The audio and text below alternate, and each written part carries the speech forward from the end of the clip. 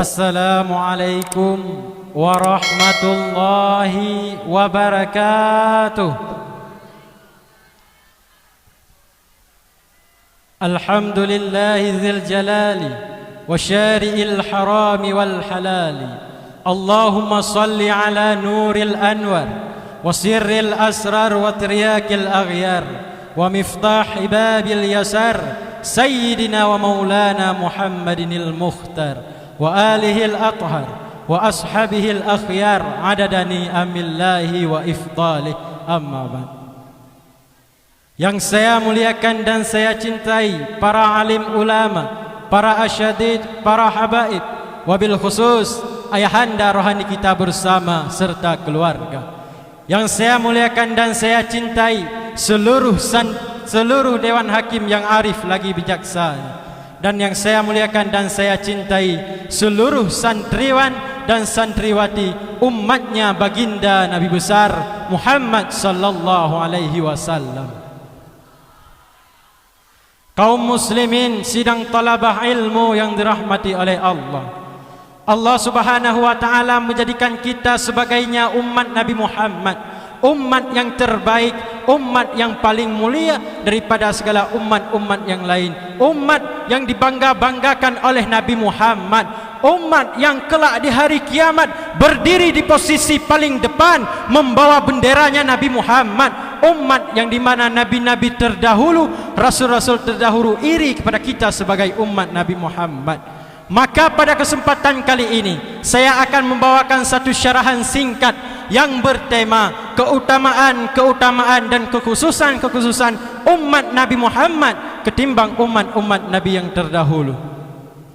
Kaum muslimin sidang talabah ilmu yang dirahmati oleh Allah, dalam kitab Khasaisu Ummatu Muhammadiyah, dalam kitab keutamaan kekhususan yang Allah kasih kepada kita umat Nabi Muhammad, umat terdahulu, saudara-saudara, jikalau mereka berbuat dosa, Allah tidak segampang menerima taubat mereka. Bani Israel berbuat dosa, mereka harus mencari jurang yang tinggi, loncat ke bawah sampai mati, baru diterima taubatnya oleh Allah. Kita tidak, kita diberi kemudahan, kita diberi keringanan. Umat terdahulu, jikalau salah satu anggotanya terkena najis, mereka harus menghilangkan najis beserta kulit-kulitnya. Kita tidak, kita diberi kemudahan. Terkena najis, cukup memindahkan najis itu saja. Apabila najisnya mughaladah, najis berat, cukup dengan cara tersama. Kita diberi kemudahan, kita diberi keringanan. Kenapa? Karena kita adalah umatnya Nabi Muhammad. Kuntum khairu ummatin ukhrijat linnas. Kamu sekalian diciptakan sebagai umat yang terbaik, umat yang termulia yang Allah keluarkan daripada segenap manusia. Kenapa kamu menjadi umat yang terbaik? Kenapa kamu menjadi umat yang paling agung? Bukan karena amalmu, ibadahmu, solatmu, ilmumu, bukan. Tapi karena saya adalah umatnya Nabi Muhammad. Mekah menjadi kota yang mulia karena Mekah adalah tempat lahirnya Nabi Muhammad. Madinah menjadi kota yang mulia karena Madinah adalah tempat hijrah dan tempat wafatnya Nabi Muhammad. Hajar Aswad menjadi batu yang mulia karena Hajar Aswad pernah dicium oleh bibirnya Nabi Muhammad. Burak menjadi kendaraan yang mulia karena Burak pernah dikendarai oleh Nabi Muhammad. Ada seorang ulama bertanya kepada seorang ulama lain, siapa yang lebih mulia, Jibril atau sendalnya Nabi? Jibril alaihi salam tidak pernah bertemu langsung dengan Allah, tetapi Nabi Muhammad beserta sandalnya berjumpa langsung dengan Allah subhanahu wa ta'ala ketika Isra Mi'raj. Dalam kitab Al-Anwar Al-Bahiyah dijelaskan bahwa Jibril tidak pernah bertemu langsung. Sandalnya Nabi lebih mulia daripada Jibril. Kenapa? Karena dipakai oleh kaki yang mulia, yaitu Nabi Muhammad sallallahu alaihi wasallam. Dan ada seorang pemuda bertanya kepada seorang ulama, siapa yang lebih mulia, Ka'bah atau makbarahnya Nabi, Ka'bah atau kuburnya Nabi? Ulama itu menjawab, kalau kita pandang daripada sisi kuburnya, maka Ka'bahlah yang lebih mulia. Tetapi jikalau kita pandang sesuatu yang bersemayam di dalam kubur itu, maka sesuatu yang bersemayam dalam kubur itu lebih mulia jutaan kali, ribuan kali daripada Ka'bah. Apa? Yaitu Nabi Muhammad sallallahu alaihi wasallam. Kita menjadi mulia karena kita adalah umatnya Nabi Muhammad. Kita menjadi agung karena kita adalah umat Nabi Muhammad. Ma madahtu Muhammadan li kathidati walakin mudiha kasidati bi Muhammadin. Aku tidak memuji Nabi Muhammad dengan syairku, aku tidak mengagungkan Nabi Muhammad dengan syairku, aku tidak mengagungkan Nabi Muhammad dengan syairku, tetapi syairku menjadi mulia karena memuliakan Nabi Muhammad. Syairku menjadi agung karena mengagungkan Nabi Muhammad. Syairku menjadi terpuji karena memuji Nabi Muhammad. Kita menjadi mulia karena berkat Nabi Muhammad. Kita duduk di sini bersalawat kepada Nabi, berbuat maulid kepada Nabi. Nabi tak butuh itu semua, karena dengan kita bersalawat kepada Nabi tidak akan menambahkan derajat Nabi, tetapi kita yang menambah derajat, kita yang semakin tinggi derajat, kita yang menjadi terpuji. Kita duduk di sini tidak berselawat kepada Nabi juga tidak akan mengurangi derajatnya Nabi. Kenapa? Karena derajatnya Nabi, kelebihannya Nabi, lautan menjadi tinta, pohon jadi pena untuk melukis kelebihannya Nabi, tidak akan cukup untuk melukis kelebihan Nabi. Tetapi kita yang akan menjadi mulia. Kaum muslimin sidang talabah ilmu yang dirahmati oleh Allah. Dalam kitab Nasaibul Ibad, Al-Imam Ibnu Hajar Al-Asqalani menjelaskan bahawa Nabi Adam, saudara-saudara, Nabi Adam iri kepada kita sebagai umat Nabi Muhammad. Apa kata Nabi Adam? Saya iri kepada umat Nabi Muhammad karena Allah memberikan 4 kemuliaan kepada umat Muhammad yang tidak pernah diberikan kepada saya.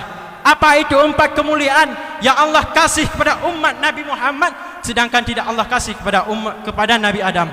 Yang pertama kata Nabi Adam, Allah menerima taubatku ketika aku berada di kota Mekah. Sedangkan bagi umat Muhammad, dimanapun mereka ingin bertaubat, tetap Allah terima taubatnya. Tidak mesti kita ke kota Mekah. Ketahui saudara-saudara, saat Nabi Adam dikeluarkan dari surga, itu Allah turunkan di Hindia, di bawah kaki gunung Himalaya. Siti Hawa Allah turunkan di Jeddah, Iblis Allah turunkan di Basrah. Selama 450 tahun taubat Nabi Adam belum diterima oleh Allah. Ketika Nabi Adam berada di kota Mekah, baru Allah Subhanahu wa taala menerima taubat Nabi Adam.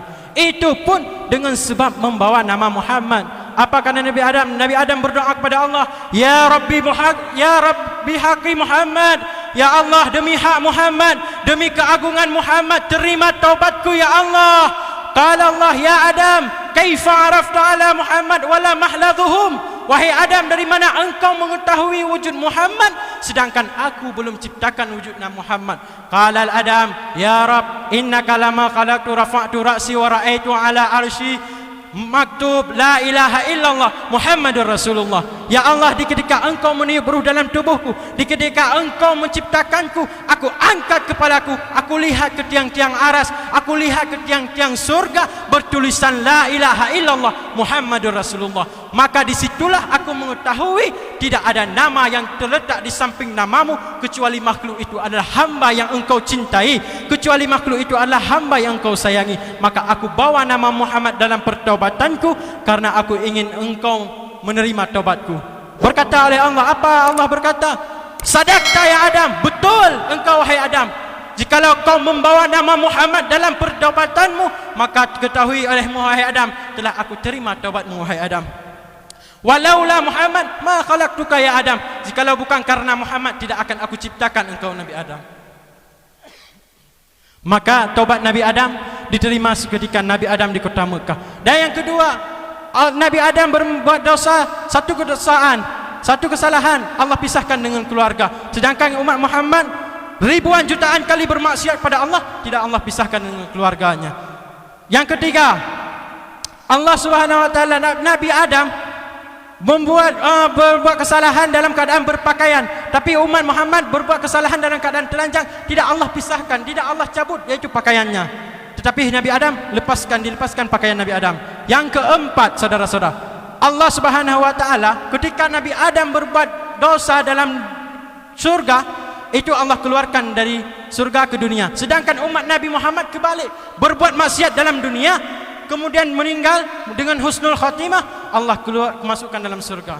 Maka kita sebagai umat Nabi Muhammad menjadi mulia karena kemuliaan Nabi Muhammad. Kesimpulan yang dapat kami sampaikan pada malam ulanya nak, jadikanlah umat Muhammad baik-baik lagi tengok untuk berselawat pada Nabi, karena dia mulia dengan sebab Nabi Muhammad. Akhirul karam, assalamualaikum warahmatullahi wabarakatuh.